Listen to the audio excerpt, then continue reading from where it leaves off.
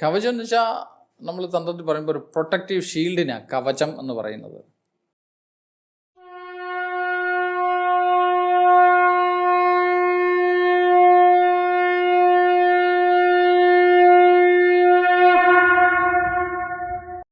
നമസ്തേ ഗുരുജി. ഗുരുജി, ഇന്ന് ഒരുപാട് കേൾക്കുന്ന ഒരു പദമാണ് ഓറ എന്നുള്ളത്. എന്താണ് ഓറ? ഈ ഓറ എന്ന് പറയുന്ന വാക്കുകൊണ്ട് ഉദ്ദേശിക്കുന്നത് സംസ്കൃതത്തിൽ ആഭാമണ്ഡലം, ഒരു പ്രകാശമണ്ഡലത്തെ പറ്റിയാണ് എന്ന് തോന്നുന്നു. അതായത് ഓരോ വസ്തുവിനും, അത് ജീവനുള്ളതോ ജീവനില്ലാത്തതോ ആയിക്കോട്ടെ, അതിന് ചുറ്റും അതിൻ്റെ സവിശേഷമാണ്. ഓരോന്നും സ്പന്ദമാണല്ലോ. എല്ലാ ഊർജത്തിൻ്റെ സ്പന്ദങ്ങളല്ലേ രൂപങ്ങളായിട്ട് കാണപ്പെടുന്നത്. ആ സ്പന്ദം ശരീരത്തെ കടന്ന് നിൽക്കുന്ന ഒരു മണ്ഡലമുണ്ട്. ആ മണ്ഡലത്തെ ഈ ഓറ അല്ലെങ്കിൽ ആഭാമണ്ഡലം എന്നൊക്കെ വിളിക്കും. അതായത് ആ വസ്തുവിൻ്റെ കോറിൽ നിന്നുള്ള വൈബ്രേഷൻ എവിടം വരെ എത്തിപ്പെടുന്നു എന്നുള്ളത് ആണ് ഈ ഓറ എന്ന് പറയുന്നത്. ഈ വൈബ്രേഷൻ എവിടെ വരെ എത്തിപ്പെടുന്നു എന്ന് പറയുമ്പോൾ അത് മാഗ്നറ്റിക് ഫീൽഡ് പോലത്തെ ഒരു ഫീൽഡ് വല്ലതുമാണോ ഈ ഓറ? ഓറ എന്നുള്ളതല്ല, ആഭാമണ്ഡലം ഇനി എങ്ങനെ ഉണ്ടാവുന്നു എന്ന് ഞാൻ വേണേൽ പറയാം. അല്ലാതെ ഓറ എന്താണെന്ന് ചോദിച്ചാൽ ഞാൻ അതിൻ്റെ അത് എക്സ്പെർട്ടൊന്നും അല്ലല്ലോ അതിനെപ്പറ്റി ഉത്തരം പറയാൻ. ആയിരിക്കാം. അത് ഓറ എന്ന് വാക്കിട്ടവരോട് തന്നെ ചോദിക്കേണ്ടി വരും. എൻ്റെ അനുഭവത്തിൽ ഇപ്പോൾ ഒരു വ്യക്തിയുടെ ഓറ അല്ലെ താങ്കളുടെ ഓറ എങ്ങനെ വർദ്ധിപ്പിക്കാം, അല്ലെങ്കിൽ ഈ ആഭാമണ്ഡലം എങ്ങനെ വർദ്ധിപ്പിക്കാം എന്നുള്ളത് പറയാം. ആദ്യം താങ്കളുടെ കോറില്ലേ, ഇന്ന കോർ, അവിടെ ശരിയായ സ്പന്ദങ്ങൾ ഉണ്ടാവണം. അതാ പറഞ്ഞ ശുദ്ധ വിചാരങ്ങൾ ഉണ്ടാവണമെന്ന്. ധ്യാനാത്മകത ഉണ്ടാവണം. അവിടെ ശാന്തി, പ്രേമം, ആനന്ദാനുഭൂതി ഉണ്ടായി വരണം. ഇത് മാത്രം പോരാ, അതിനൊപ്പം ആരോഗ്യം, ശുദ്ധമായ ശരീരത്തെ നേടിയെടുക്കണം. ആരോഗ്യമുള്ള ശരീരം, ശരീരത്തിലെ ധാതുക്കൾ, രസരക്ത മാംസം മേധാസ്തി മജ്ജ ശുക്രങ്ങൾ ആവർത്തവങ്ങളാവുന്ന ഈ 7 ധാതുക്കളും അത് സമ്യക് അവസ്ഥയിൽ നിലനിൽക്കണം. അപ്പോൾ ശരീരത്തുനിന്ന് അതിൻ്റെ റിവേഴ്സ് ഫ്ലോ ഉണ്ടാവും. ഇതുണ്ടാകുകയും റിവേഴ്സായിട്ട് ശരീരത്തിലേക്ക് ആ ഫ്ലോ ഉണ്ടായി ആധാരചക്രങ്ങളെ അതിനെ നറിഷ് ചെയ്യും. ആ അവസ്ഥയിൽ നമ്മുടെ ശരീരത്തിൽ ഉണ്ടാകുന്ന അവസ്ഥയാണ് ഓജസ് എന്ന് പറയും. ശരീരത്തിൽ ഓജസ്സിൻ്റെ വൃദ്ധി ഉണ്ടാവും. ഓജസ്സിൻ്റെ വൃദ്ധി ഉണ്ടാവും, മനസ്സിൽ ആനന്ദം, സന്തോഷം ഉണ്ടായി വരും. ശുദ്ധവിചാരങ്ങളും സന്തോഷവും ഈ ഓജോ വൃദ്ധിയും കൊണ്ട് ശരീരത്തിന് ചുറ്റും തേജസ് ഉണ്ടാവും. ഓജസ് ചന്ദ്രനിൽ നിന്നും തേജസ് സൂര്യനിൽ നിന്നുമാണ് നമുക്ക് ലഭിക്കുന്നത്. ഇനി സൂര്യചന്ദ്രന്മാർ പുറത്തുണ്ടാവണമെന്നില്ല, അകത്തുകൊണ്ട് ഇത് തന്നെ. ഓജസ് ശീതവും തേജസ് ആഗ്നേയവുമായിരിക്കും, ഉഷ്ണ ആയിരിക്കും എൻ്റെ പ്രധാനം. ആ തേജസ് പുറത്തേക്ക് വർദ്ധിക്കുന്നതാണ് ഈ പറഞ്ഞ ആഭാമണ്ഡലം. ഓജസ് എന്നുള്ള കൺസെപ്റ്റ് ഒന്നുകൂടെ ഒന്ന് ക്ലിയർ ആക്കാമോ? ബേസിക്കലി നിങ്ങൾക്ക് ആരോഗ്യമുണ്ട്. ആരോഗ്യം എന്ന് വെച്ചാൽ എന്താ? നമ്മൾ വിചാരിക്കും രോഗമൊന്നും ഇല്ലാത്ത അവസ്ഥയാണ് സാധാരണ ആരോഗ്യം. അങ്ങനെയാണോ? നിങ്ങൾക്കൊരു വൈബ്രൻസ് വേണ്ടേ? മുമ്പ് ഞാൻ പറഞ്ഞിട്ടുണ്ടല്ലോ, നിങ്ങളുടെ ആഹാരം, ഉറക്കം, ശരീരത്തിലെ വിവിധ പചന പ്രക്രിയകൾ, നിങ്ങളുടെ ബുദ്ധി, ഇതിനൊക്കെ തെളിച്ചുണ്ടാവണം. മനസ്സിൽ പ്രശാന്തത ഉണ്ടാവണം. ഇതെല്ലാം കൂടെ കഴിക്കുമ്പോൾ ഒരു ഒരു വൈബ്രേഷനിങ് സിറ്റുവേഷൻ എത്തിപ്പെടത്തില്ലേ? അതെത്തിപ്പെടണമെങ്കിൽ ആഹാരത്തിൽ നിന്നും ശരിക്ക് അന്നം പചിച്ച് രസമായി, രക്തമായി, ഓരോരോ ധാതുക്കളായി അവസാനം അന്തിമ ധാതുവായ റീപ്രൊഡക്റ്റീവ് ടിഷ്യൂ ആയി മാറി അതിൻ്റെ പൂർണ്ണമായ ശരീരത്തിൽ എത്ര ഉൾക്കൊള്ളാൻ പറ്റും ആ അവസ്ഥയിലേക്ക് അതിനെ എത്തിപ്പെടുന്ന ഒരു തലത്തിലെത്തുമ്പോൾ ശരീരത്തിൽ ഓജസ് ഉണ്ടായി എന്ന് പറയും. അയാളുടെ ലക്ഷണം എന്തായിരിക്കും? സന്തോഷവാനായിരിക്കും, എനർജറ്റിക് ആയിരിക്കും. അയാളെ കണ്ടാൽ തന്നെ ഒരു പ്രത്യേകത ഉണ്ടാവും. ഇതാണ് ഓജസ് ഉള്ളയാളുടെ ലക്ഷണം. അത് പിന്നീട് തേജസ് ആയിട്ട് മാറുകയാണോ ചെയ്യുന്നത്? ഓജസ്സിൻ്റെ പരമാവസ്ഥ എത്തുമ്പോൾ പ്രകാശം ഉണ്ടാവും. അതാണ് അയാളുടെ ആഭാമണ്ഡലമായി മാറുന്നത്. അപ്പോൾ ഈ തേജസ് എന്ന് പറയുന്നത് തന്നെയാണ് ഓറ അല്ലെങ്കിൽ ആഭാമണ്ഡലം എന്ന് പറയുന്നത് എന്നാണ് എനിക്ക് തോന്നുന്നത്. ഈ ഓറ എന്ന് വാക്കുകൊണ്ട് ഉദ്ദേശിക്കുന്ന ശരീരത്തിന് ചുറ്റും ഇങ്ങനെ പല നിറങ്ങളും വട്ടങ്ങളും ഒക്കെ വരച്ച് വെക്കുന്ന പലതും കണ്ടിട്ടുണ്ടല്ലോ. അപ്പോൾ അതിൻ്റെ ഉദ്ദേശം ഇതെങ്ങനെ പുറപ്പെടുന്നു എന്നുള്ളൊരു പഠനം നടത്തി കാണണം. പ്രാചീനത്തിൽ ഇതൊക്കെ ഉണ്ട്, പക്ഷേ അത് സൂക്ഷ്മരൂപത്തിലിരിക്കുന്നു. അത് എല്ലാവർക്കും ഗ്രഹിക്കാൻ പറ്റുന്നില്ല. ചിലരുടെ ഈ കരിഷ്മ എന്ന് പറയുന്നില്ലേ, അതൊക്കെ ഈ ഒരു ആളിൽ നിന്ന് വരുന്ന ആ ഊർജത്തിൻ്റെ പ്രസരണമല്ലേ ഇത്. അതൊക്കെ ഓജസ്സായിട്ട് വേണേൽ പറയാം. നല്ല ഇൻ്റലിജൻസ്, അത് ഓജസ്സിൻ്റെ പ്രസരണമാണ്.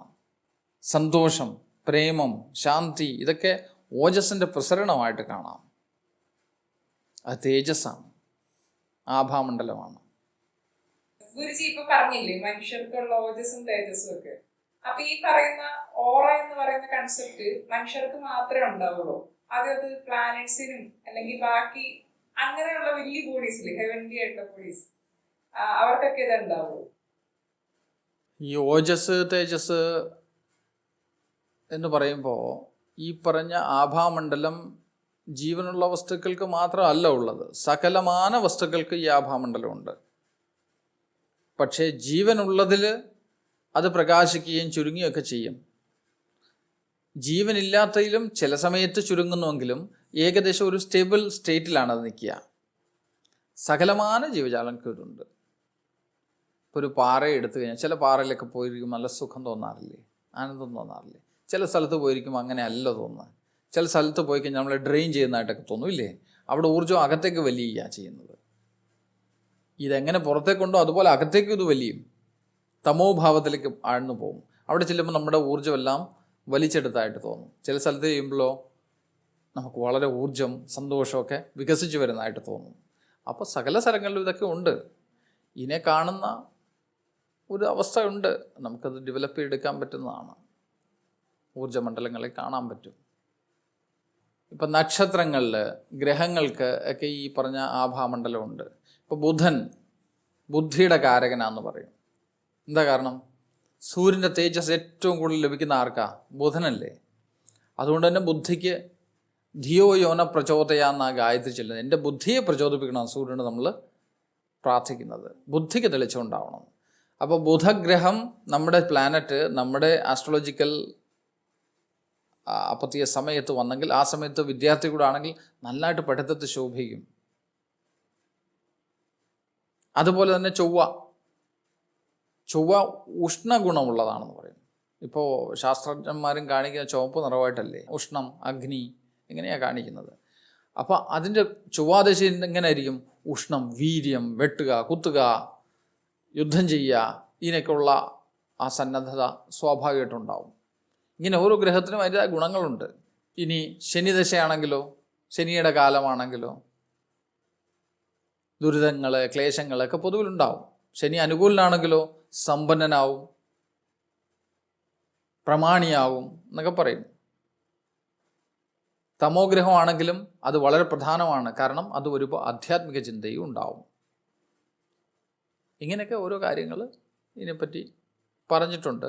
ശ്രദ്ധിച്ച് നമ്മൾ അനുഭവിച്ച് നോക്കി അതൊക്കെ ശരിയാണ് എന്നുള്ളത് നമുക്ക് കാണാം. ഗുരുജി ഇപ്പൊ പറഞ്ഞതുപോലെ ചില സ്ഥലങ്ങളിൽ ചെല്ലുമ്പോൾ അവിടെ ഒരു ഡാർക്കർ, ഹെവിയർ ഓറ ഉണ്ടാകുമെന്ന് പറഞ്ഞില്ലേ? അത് സ്ഥലങ്ങൾക്ക് മാത്രമാണോ, വ്യക്തികൾക്കും ബാധകമല്ലേ? ഈ പ്രകൃതിയിലുള്ളതെല്ലാം, പ്രപഞ്ചത്തിലുള്ളതെല്ലാം ഒന്നാ. ആ ഒന്നിൽ ഈ ചില സ്ഥലങ്ങളിൽ അല്ല ചില വസ്തുക്കളിൽ അല്ല ചില വ്യക്തികളിൽ ഈ അനുഭവം ഉണ്ടാകുമ്പോൾ ആ വ്യക്തി എനർജി സക്കറ എന്നൊക്കെ പറയാറുണ്ടല്ലോ ഇന്ന്. എന്നാൽ അതുപോലുള്ള വ്യക്തികൾ ഈ എനർജിയുള്ള ആൾക്കാരുടെ അടുത്ത് പോയിരിക്കും. കാരണം എന്താ? അവർക്ക് വളരെ സുഖകരമാണ്. ചിലർ നമ്മുടെ അടുത്ത് വന്നിരുന്ന് കഴിയുമ്പോൾ നമുക്ക് അനുഭവപ്പെടാറില്ലേ, you have been drained out എന്നുള്ളൊരു ഫീലിംഗ് വരാറില്ലേ? കാരണം എന്താ? അവർ നമ്മുടെ ഊർജ്ജത്തെ വലിച്ചെടുത്തു. ഇനി നമുക്കെന്തുകൊണ്ട് സന്തോഷവും ആനന്ദം ഉണ്ടാവുന്നു? നമ്മൾ ആ തലത്തിൽ സ്പന്ദിക്കുന്നതുകൊണ്ടാണ്. നമ്മുടെ മനസ്സിൻ്റെ സ്പന്ദനം റിഥമിക് ആണെങ്കിൽ നമ്മൾ എനർജി പുറത്തേക്ക് വിട്ടുകൊണ്ടിരിക്കും, അല്ലെ നമ്മളിലൂടെ എനർജി ശരിയായി സ്പന്ദിച്ചുകൊണ്ടിരിക്കും നമ്മുടെ ഇന്നർ സെൽഫ്. അതേസമയം അത് അകത്തേക്ക് പോവുകയാണ്, വലിഞ്ഞു പോവുകയാണെങ്കിൽ, ആ തമോ മണ്ഡലത്തിലേക്ക് ആ ഊർജ്ജം കിടക്കുകയാണെങ്കിൽ നമ്മൾ പുറത്തുള്ള എനർജി എല്ലാം വലിച്ചുകൊണ്ടിരിക്കും. അതായത് ഇത്രയേ ഉള്ളൂ തത്വത്തെ വളരെ സരളമായി ഭൂമിയും സൂര്യനുമായിട്ട് നോക്കുക. സൂര്യൻ നിരന്തര ഊർജ്ജത്തെ പുറപ്പെടുവിച്ച് വിട്ടുകൊണ്ടിരിക്കും ഇല്ലേ? ഭൂമി നിരന്തരം അതിനെല്ലാം സ്വീകരിച്ച് വലിച്ചുകൊണ്ടിരിക്കും. തമോ ഗുണമാണ് ഭൂമിക്ക്, സത്വഗുണമാണ് സൂര്യന്. സത്വം നിർമ്മലം, പ്രകാശമാനം, തമസ് ഇരുട്ട്, ആലസ്യം, നിദ്ര. ഈ ഗുണങ്ങളെ വെച്ച് ഇതുകൊണ്ടാണ് ഗുരുക്കന്മാർ പറഞ്ഞു തന്നിരിക്കുന്നത്. ഇതിനെ സൂക്ഷ്മമായിട്ട് പഠിച്ചാൽ മനസ്സിലാവും ഈ വിഷയങ്ങളൊക്കെ വളരെ സരളമാണെന്ന്. ഗുരുജി, ഓറയുമായിട്ട് ബന്ധപ്പെട്ട് പറയുന്ന ഒരു പദമാണല്ലോ കവചം. എന്താണ് കവചം? കവചം എന്ന് വെച്ചാൽ നമ്മൾ തന്ത്രത്തിൽ പറയുമ്പോൾ ഒരു പ്രൊട്ടക്റ്റീവ് ഷീൽഡിനാണ് കവചം എന്ന് പറയുന്നത്. ഇപ്പം നമ്മളുടെ മനസ്സ്, വ്യക്തി, ജീവിതം സാമാന്യ ലോകത്തേക്ക് ഇറങ്ങി വന്നു ഇല്ലേ, അവതാരമായി. അതിനെ അവതാരം എന്ന് പറയുന്നത് സാധാരണ ലോകത്തേക്ക് ഇറങ്ങി വരുന്നതിനെ അവതരിക്കുക എന്ന് പറഞ്ഞത്. അപ്പോൾ നിങ്ങൾക്ക് പുറത്തുനിന്ന് ധാരാളം ഊർജ്ജങ്ങൾ നിങ്ങളിലേക്ക് സന്നിവേശിക്കപ്പെടും ഇല്ലേ. അതിൽ നല്ല ഊർജ്ജങ്ങളുണ്ടാവും, നമുക്ക് ജീവന് എഗെയിൻസ്റ്റ് ആയിട്ടുള്ള ഊർജ്ജങ്ങളും, നമ്മുടെ ജീവന് വിഘാതമാകുന്ന, നമ്മുടെ സന്തോഷത്തിന് വിഘാതമാകുന്ന ഊർജ്ജങ്ങൾ നമ്മളിലേക്ക് കടന്നു വരും ഇല്ലേ. ഇതിൽ വേണ്ടാത്തതിനെ പ്രൊട്ടക്റ്റ് ചെയ്യാനുള്ള ഒരു വിദ്യയാണ് ഈ കവചം എന്ന് പറയുന്നത്. വേണമെന്ന് കയറ്റി വിട്ടാൽ പോരെ, വേണ്ടാത്തതിനെ തടഞ്ഞു നിർത്തുകയും ചെയ്യണം. അത് നമ്മളിലേക്ക് ഇമ്പാക്റ്റ് ഉണ്ടാവരുത്. ഒരു മെൻ്റൽ പ്രൊട്ടക്റ്റീവ് ഷീൽഡാണത്. അതിപ്പോ നാച്ചുറലി ഉള്ളൊരു കാര്യമാണോ അതോ നമ്മൾ സ്ട്രെങ്തൻ ചെയ്തെടുക്കേണ്ട ഒരു കാര്യമാണോ? അതായത് ജിമ്മിലൊക്കെ പോയി വർക്കൗട്ട് ചെയ്ത് ബോഡി ബലമാക്കുന്നത് പോലെ കവചവും സ്ട്രെങ്തൻ ചെയ്യേണ്ട ഒരു കാര്യമാണോ? സ്ട്രെങ്തൻ ചെയ്തെങ്കിൽ മാത്രമേ അതിന് എഫക്റ്റീവ്നെസ് ഉണ്ടാവുള്ളൂ. കാരണം ഒന്ന്, മനസ്സിൻ്റെ തരംഗങ്ങൾ വളരെയേറെ സെൻറ്ററിൽ നിന്ന് ദൂരേക്ക് പോയിക്കൊണ്ടിരിക്കുക. മനസ്സിൻ്റെ ധാരാളം തരംഗങ്ങൾ, ധാരാളം ചിന്തകളുണ്ടായി. മനസ്സിന് ഏകാഗ്രത ഇല്ലല്ലോ ഇപ്പോൾ, ഉണ്ടോ? അപ്പോൾ ഏകാഗ്രത നഷ്ടപ്പെടുമ്പോൾ നമ്മുടെ ഈ കവചത്തിന് ശക്തി കുറയും. മനസ്സിനെ ഏകാഗ്രമാക്കുമ്പോൾ നമുക്ക് ചുറ്റുമുള്ള പ്രൊട്ടക്റ്റീവ് ഷീൽഡ് വളരെ പവർഫുള്ളാകും. അത് അഭ്യസിക്കണം, അതിന് പ്രാക്ടീസ് ഉണ്ട്. ആ പ്രാക്ടീസ് ചെയ്യുന്ന മന്ത്രജപങ്ങളും ചില സാധനങ്ങളും പ്രാണായാമാദികളൊക്കെ ഈ കവചത്തെ ബലപ്പെടുത്താൻ വേണ്ടിയുള്ള അഭ്യാസങ്ങളാണ്.